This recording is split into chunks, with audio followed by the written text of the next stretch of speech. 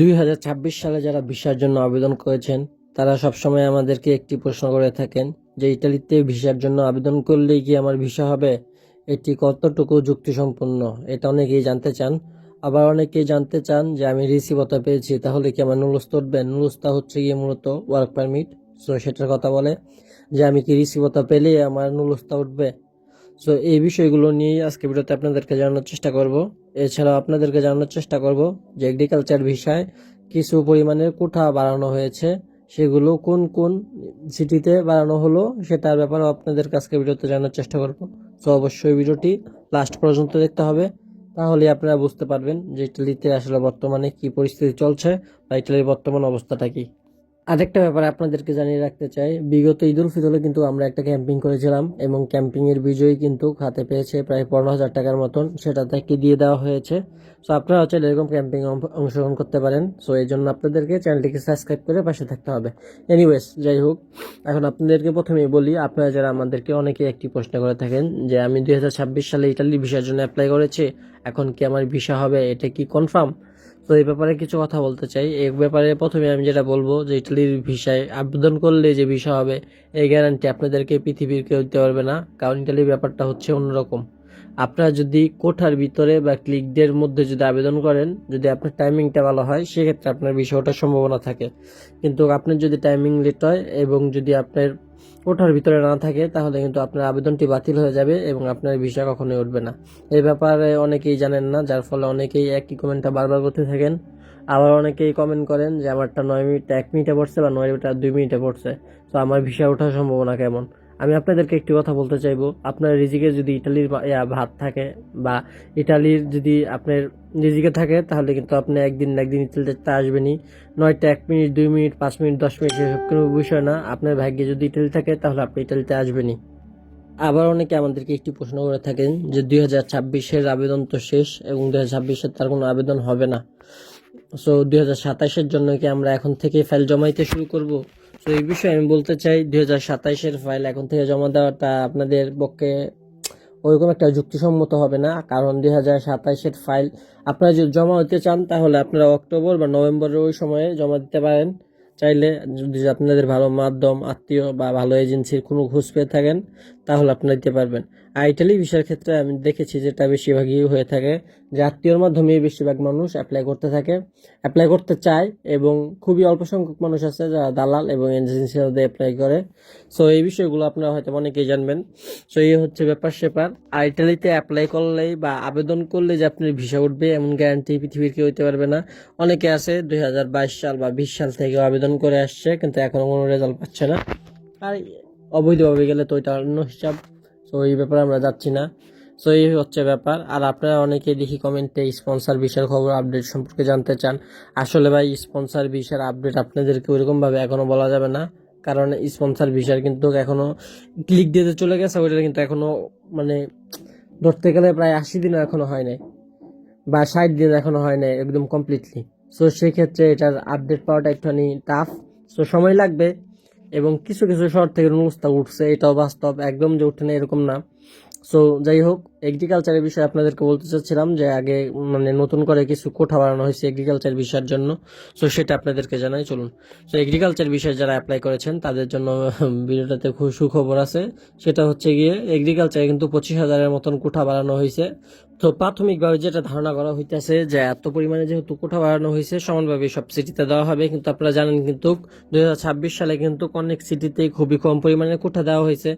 যেমন বাড়ি সিটিতে কিন্তু এগ্রিকালচারে খুবই অল্প পরিমাণে কোঠা দেওয়া হয়েছে, ধরতে গেলে 100 কোঠাও দেওয়া হয় নাই। সো এই ব্যাপারগুলো নিয়ে অনেকেই চিন্তায় থাকেন এবং বাড়ি শহর থেকে কিন্তু আবেদনও অনেকেই করছেন। আমি কমেন্ট বক্সে দেখি, আবার এমনিতেও দেখি যে প্রচুর পরিমাণে আবেদন করা হয়েছে কিন্তু কোঠায় যেহেতু 100 পরিমাণে দেওয়া হয় নাই, সো এখান থেকে ওঠার সম্ভাবনাটা কেমন সেটা আপনারাই জানেন। আর অনেকেই কমেন্ট সেকশনে গালাগালি করেন, আসলে ভাই গালাগালি আপনারা করতেই পারেন কিন্তু আপনাদের যে জন্মের ঠিক নাই এটা আপনাদের কথাবার্তাতেই বোঝা যায়। কেন আপনারা গালাগালি করবেন কেন কমেন্টে এসে? আপনার খারাপ লাগলে ভিডিও দেখবেন না? আপনাদের তো সমাধান আছে, কিন্তু আপনারা কমেন্ট সেকশনে এসে ভিডিও দেখেন আবার গালাগালিও করেন, এটা কি ঠিক? সো আপনারা যদি এরকম কন্টিনিউ করতে থাকেন তাহলে ভিডিও অফ করে দিতে হবে, এটাই বাস্তব। সো এই হলো বিষয়। আর আপনারা যদি ইটালি ভিসার জন্য আবেদন করতে চান 2026 সালে কিন্তু আবেদন করার কোনো ওয়ে নাই বা উপায় নাই। যদি আপনারা করতেও চান আবেদন, তাহলে আপনাদেরকে 2027 সালের জন্য অপেক্ষা করতে হবে। তো 27 সালের আপনারা আবেদন করতে পারবেন এবং 27 সালের ফাইলগুলো জমা নেওয়া হবে অক্টোবর নভেম্বরের দিক দিয়ে। তখন সময়ে আপনারা দালাল মাধ্যম যাই হোক, যার মাধ্যমে আপনারা আবেদন করতে চান তার সাথে যোগাযোগ করে ফাইল সাবমিট করবেন। তো এই হচ্ছে ব্যাপার স্যাপার। আর বর্তমানে কিন্তু বিএসএস গ্লোবাল থেকে ভালো পরিমাণের ভিসা উঠছে, জমা দিলেই ভিসা অরিজিনাল হলে। 2023 সালে যে ঝামেলাটা হয়েছিল, যে ফেক নিউজটা দিয়ে পুরো ভরে গেছিল, ওইটা এখন আর নাই। এখন বর্তমানে আপনারা জমায় দিলেই ভিসা পাবেন, এটা কোনো মিস নাই। তো এই হচ্ছে ব্যাপার স্যাপার। আর আপনারা যারা অনেকেই ভাবছেন যে 2026 সাল তো আমি আবেদন করতে পারিনি, অনেকেই দেখলাম আমাকে সৌদি থেকে কমেন্ট করেছেন যে ভাই আমি 2026 সালে ক্লিক দিয়ে আস্তে আস্তেই আমি মনে করেন ফাইল সাবমিট করতে পারিনি, আমাদের করণীয় কি? আপনাদেরকে আমি যেটা বলবো যে আপনারা 2027 সালের জন্য অপেক্ষা করতে পারেন। 2027 সালে কিন্তু একটি ভালো সুযোগ আছে ইউরোপের জন্য। যারা ইউরোপের ইতালি বাদেও বাকি বাকি দেশগুলোকে অ্যাপ্লাই করতে চান তারা 2027 সালে অ্যাপ্লাই করতে পারবেন। আবার অনেকে আছেন 2026 সালে নর্থ মেসিডোনিয়া, সার্বিয়া এই দেশগুলোতে ট্রাই করছেন। তো এগুলোতেও ট্রাই করতে পারেন, কিন্তু সার্বিয়ার ব্যাপারটা কিন্তু এখন খুব হার্ড হয়ে গেছে। 12 লাখ টাকা দিয়ে যাবেন আপনি, তারপরে কোনো কাজ পাবেন না। এটাই হচ্ছে বাস্তব। অনেকে চীনা পরিচিত ভাই বা তারা এখন ইয়াতে আছে, সার্বিয়াতে আছে, তারাও গেম দিয়ে হয়তো বা কিছুদিনের মধ্যে ইটালিতে চলে আসবে। তো এই হচ্ছে ব্যাপার। আর আপনাদেরকে যেটা বললাম, এগ্রিকালচারের কোঠা বানানো হয়েছে, তো যারা এগ্রিকালচারের জন্য অ্যাপ্লাই করছেন তারা আপনাদের মাধ্যমে যোগাযোগ করুন যে আপনাদের যে আবেদনটা হয়েছে সেটা কি কমিউনিকেশন আসছে নাকি আসে নাই। সো এটা জানা কিন্তু খুব জরুরি। এটা যদি না জানতে পারেন তাহলে কিন্তু কোনো লাভ হবে না। যদি কমিউনিকেশন এসে থাকে তাহলে আপনার 2 মাস হোক 3 মাস হোক আপনার নিউজটা ওঠার কিন্তু একটা সম্ভাবনা থাকে। কিন্তু আপনার যদি কমিউনিকেশন না আসে, কমিউনিকেশন মানেটা কি? মানে আপনি একটা কোঠার ভিতরে এসেছে, মানে কোঠার ভিতরে পড়েছে, সেই জন্য সরকার পক্ষ থেকে আপনাকে আপনার যে মালিক আছে তাকে একটা ইমেল করা হবে। সো ওইটা যাদের আসবে তাদের জন্য হচ্ছে সুখবর। আর যাদেরটা এখনো আসে নাই তারা একটু অপেক্ষা করতে পারেন। ইটালি ভিসার ক্ষেত্রে সর্বোচ্চ 6 মাস অপেক্ষা করা যায়, মানে আবেদনের পরে। 1 বছর অপেক্ষা করতে পারেন, এটা আপনার উপর ডিপেন্ড করে। কিন্তু যাদেরটা প্রথম টাইমিংয়ে পড়ে তাদের কিন্তু নুলুসটাও খুব তাড়াতাড়ি উঠে। যেমন 2026 সালে এগ্রিকালচারে কিন্তু প্রচুর পরিমাণে নুলুসটা উঠে গেছিলো, পরে সেগুলোকে রিজেক্ট বা রেবুকারে করা হয়েছে। তো এই হচ্ছে ব্যাপার স্যাপার। আর ইটালি বিষয়ে যারা আবেদন করেছেন তাদেরকে একটা কথাই বলবো, এখানে ধৈর্য সাথে সাথে টাকা থাকাটাও প্রয়োজন। কারণ টাকা ছাড়া কিন্তু বর্তমানে ইটালির কোনো কাজই হচ্ছে না। আপনারা একটা আলিদ্য নিতে যাবেন বা বাসার ইয়া নিতে যাবেন বাসার, সেক্ষেত্রেও কিন্তু আপনাদেরকে 1000 ইউরো বা 700 ইউরোর মতন বেয়ার করতে হবে। সো সেক্ষেত্রে আপনাদের টাকা থাকাটা প্রয়োজন। সো টাকা পয়সা থাকলেই ইউরোপের জন্য অ্যাপ্লাই করতে পারেন। আর না হলে মিডল ইস্ট আছে, মিডল ইস্টে যে কয়েক বছর কাজ করলেন দেন ইউরোপে ট্রাই করলেন। তো এই হচ্ছে ব্যাপার স্যাপার। আপনারা যারা আমাদের ভিডিওটি দেখেন, সো তাদেরকে সবাইকেই জানাই শুভকামনা। হয়তো বা কোনো না কোনো একদিন আপনারও ভিসা হবে, টেনশন নেওয়ার কিছু নেই। আর আপনারা লাইক কমেন্ট সাবস্ক্রাইব করবেন চ্যানেলটিকে পাশে থাকার জন্য। সো তাহলে আমরা বুঝতে পারবো যে ভিডিও কন্টিনিউ করা যাবে, আর না হলে এই চ্যানেলের ভিডিও আপলোড করতে হবে। কারণ এই চ্যানেল থেকে কোনো ওরকম রেভিনিউ নাই, আর আমি ওইরকম ভিডিও বানিয়ে কোনো টাকা ইনকাম করারও ধান্দা করি না এখান থেকে।